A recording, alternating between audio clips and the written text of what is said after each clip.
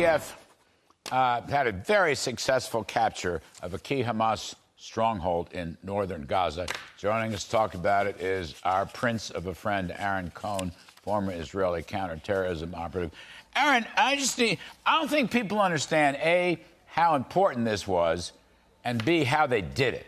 Now, we don't need a lot of stuff, but, you have perspective on this. This is a huge accomplishment from what I gather.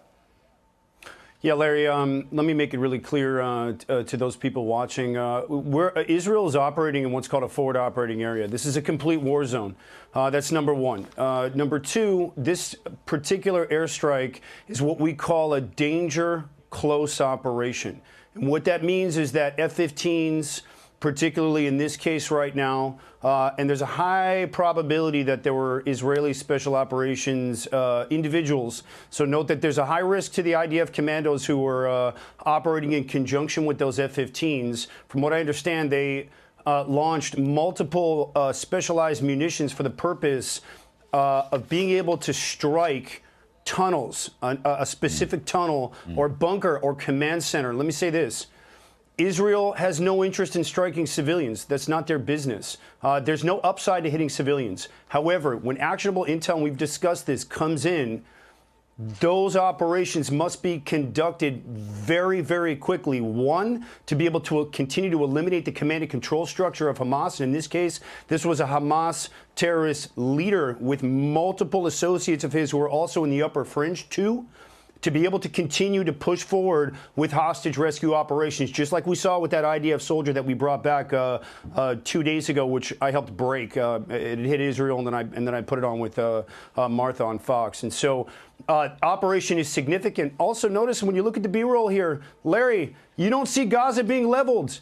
You see one building that was hit. That requires an incredible degree of selectivity. If Israel wanted to turn that entire neighborhood and flatten it, they could, but they won't. The reason why? We want terrorist leaders. And one other piece, Larry, I keep hearing people say, how can Israel reduce risk to the Gazan population?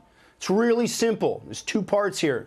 One, let us destroy Hamas. The sooner they are destroyed, the sooner these forward operations and these military campaign, the sooner it ends. Two, it's time for Queen Rania. It's time for El Sisi. It's time for King of Jordan, who's a good man. He's got relations with Israel.